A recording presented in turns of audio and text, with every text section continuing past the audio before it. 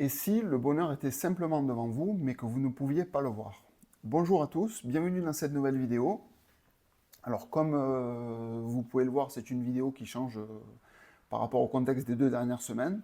Alors c'est toujours en cours, je prépare toujours mes vidéos en ce qui concerne Lagrange et le français qui crée sa ferme en Pologne, mais je trouve que je manque encore de contenu pour faire quelque chose de vraiment complet, vraiment sympa à suivre pour la suite. Donc c'est en préparation, c'est pas pour cette semaine. Mais à partir de la semaine prochaine, j'espère, ou sinon un peu plus tard. Bon, de toute façon, c'est quelque chose qui est prévu pour le printemps prochain, vraiment la finalité. Donc j'ai du temps devant moi pour préparer ces vidéos. Mais j'aspire surtout à vous faire des vidéos qui ont quelque chose de sympa à regarder, d'un peu long, avec vraiment du contenu et pas des petites évolutions vraiment infimes à chaque vidéo, ça ne servira à rien. Donc je me suis dit aujourd'hui, je vais en profiter pour, étant donné qu'il ne fait pas très beau non plus, ici en Pologne. Je vais en profiter pour attaquer un sujet qui m'inspire, qui m'intéresse beaucoup, que je voulais partager avec vous, qui est justement la question du bonheur.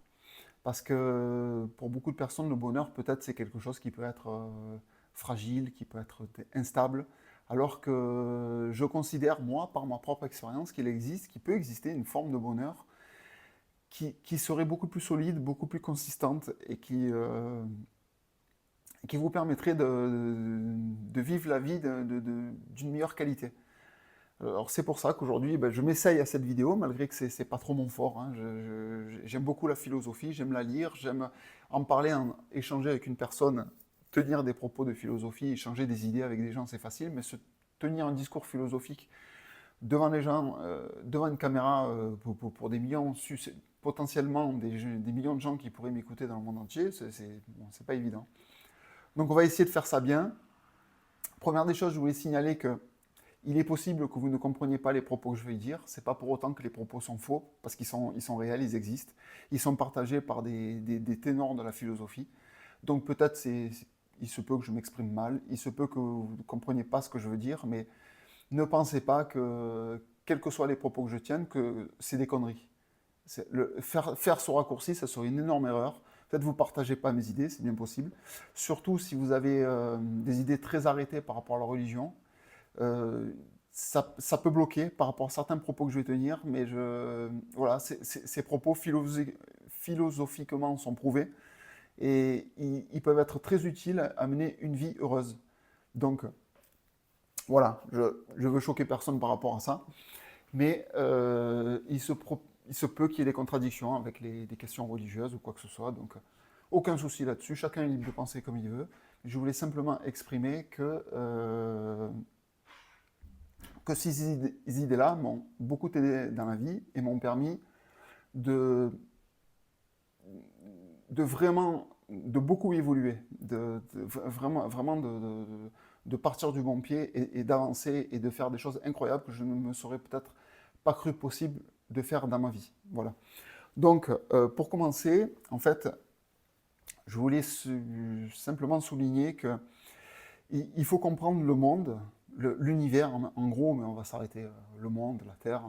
Et il faut comprendre le monde et son fonctionnement.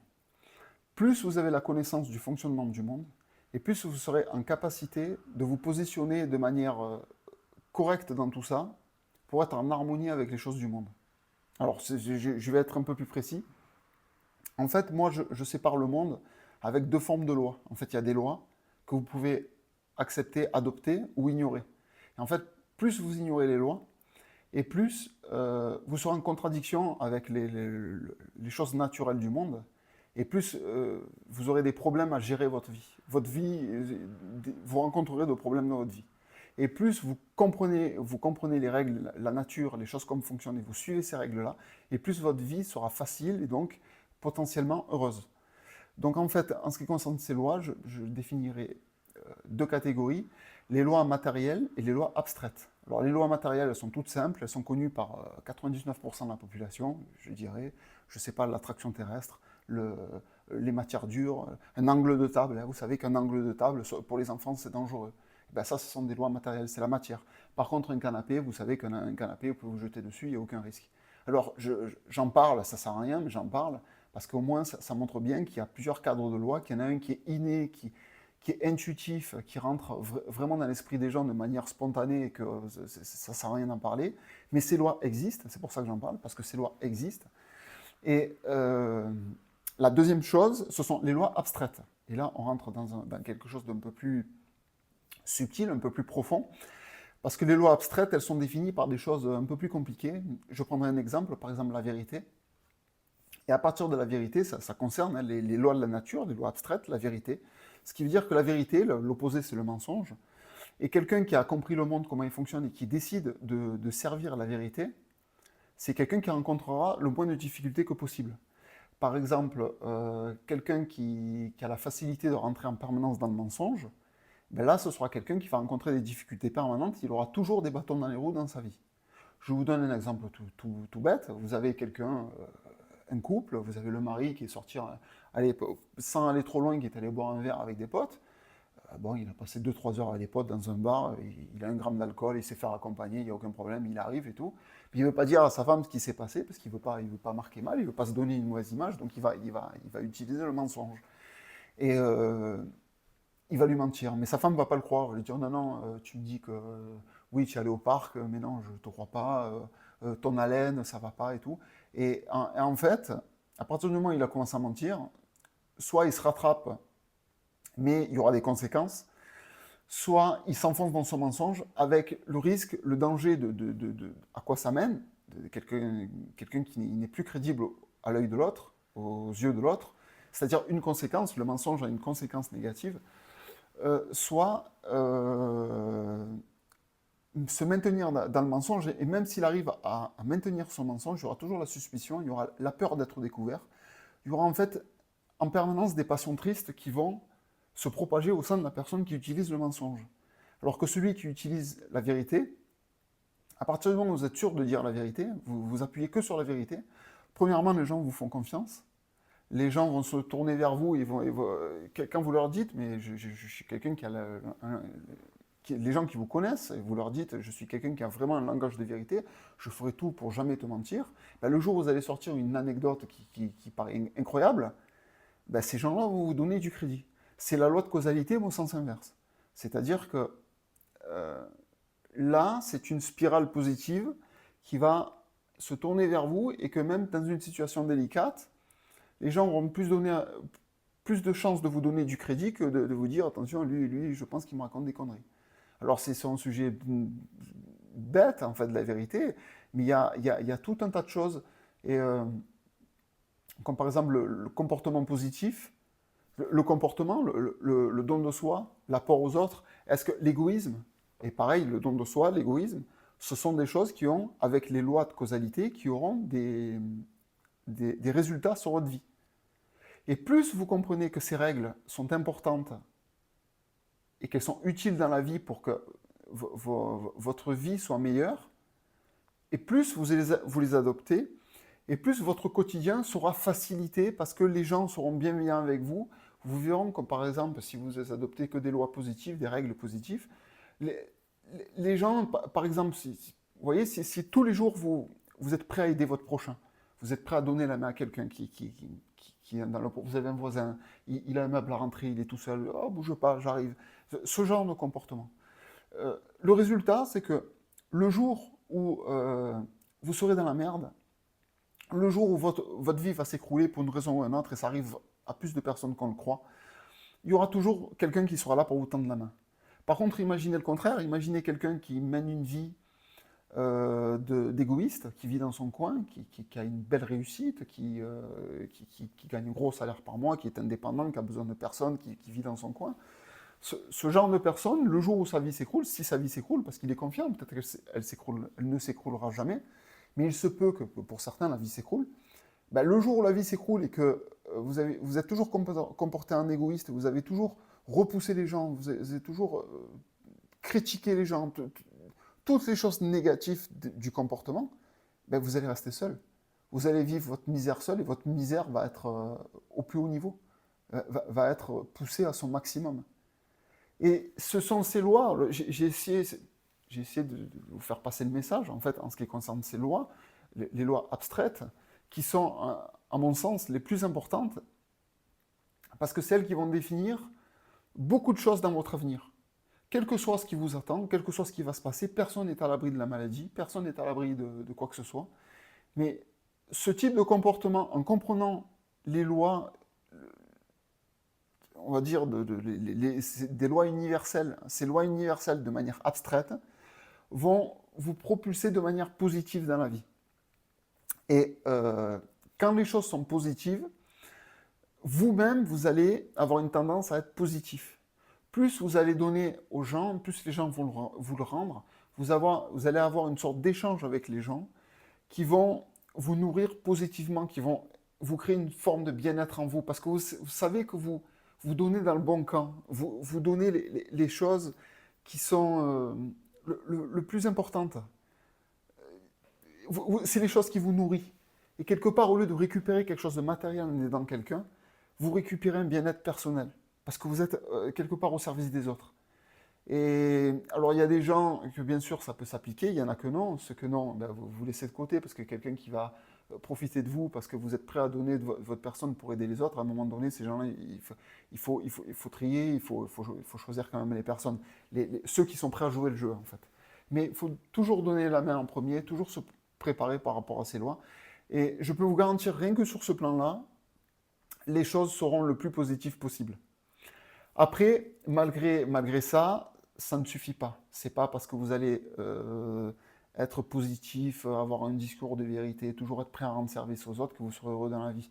Il peut vous arriver des choses, vous pouvez vous séparer, vous pouvez perdre votre travail, vous pouvez avoir une maladie qui vous tombe dessus, et là vous vous dites mais le monde m'en veut. En fait, vous allez commencer à penser que le sort est contre vous, que voilà, que le monde ne veut pas de vous. Et c'est le deuxième point, on va dire la partie suivante que je voulais entamer, c'est que il y a une vision précise à avoir sur son comportement dans le monde. C'est-à-dire, déjà pour faire dans l'ordre de ce que j'ai préparé, en fait, l'idéal, surtout pour les gens qui risquent de se retrouver en difficulté à tout instant, il ne faut rien attendre de la vie. Première des choses, je dirais que, en fait, c'est une phrase importante, il ne faut rien attendre de la vie. C'est-à-dire que ne rien exiger. Prendre ce que la vie vous donne, mais ne rien demander, ne rien exiger. Et par exemple, vous ne pouvez pas vous dire, je voudrais, moi dans ma vie, il faut à tout prix que j'ai ma maison individuelle quelque part. Que ce soit un but, c'est quelque chose de bien, mais que ce soit une exigence, c'est un tort. C'est un tort qui se retournera contre vous et qui vous fera souffrir, obligatoirement. Et ce sont toutes ces choses, ou alors cette fille me plaît, je la veux. C'est non, elle vous plaît, fixez-vous le but de la séduire, d'être la bonne personne, peut-être de mettre toutes les chances de votre côté pour avoir accès à cette personne, mais n'exigez rien, que ce soit d'une personne, que ce soit d'un bien matériel, que ce soit de quoi que ce soit, parce que toutes ces choses-là de la matière peuvent se gagner et peuvent se perdre. Ce n'est jamais acquis. Et quand vous voulez à tout prix quelque chose qui n'est pas acquis, vous vous donnez en fait une majorité de chances de souffrir, de vous plonger dans des passions tristes. Et pourquoi je vous dis ça? Pourquoi je parle, comme tout à l'heure, je parlais de passions tristes et de passions joyeuses? C'est que les passions joyeuses, ce sont des passions qui vous motivent, qui vous boostent.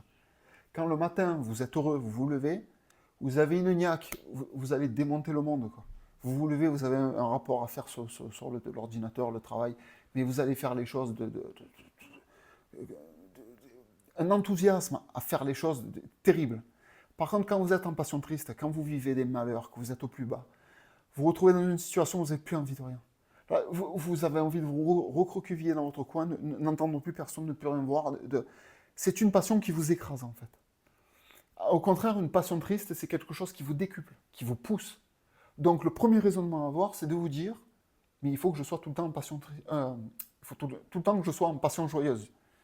Le fait d'être dans la joie fait de vous que vous allez bondir, que vous allez aller de l'avant, et que vous allez vous fixer, comme je viens de le dire juste avant, des objectifs, et que ces objectifs, comme vous êtes en joie, vous êtes bien dans votre vie, vous allez vous donner toutes les chances de les atteindre. C'est pour ça qu'il faut que ce soit des objectifs accessibles, de votre niveau. Il ne faut pas que ce soit des choses que vous avez une chance sur 10 d'y arriver. C'est pas possible. Il faut que ce soit quelque chose qui est accessible, même si ça demande un peu de fatigue, un peu de sueur, un peu de peine. Au contraire, le challenge est là. C'est que quand vous aurez réussi à atteindre le but voulu, vous aurez une sorte de récompense personnelle, une fierté de vous dire j'ai réussi à faire ça. Moi, par exemple, j'ai décidé de partir en Pologne. C'est dangereux, ça fait peur. Je me suis fixé des objectifs.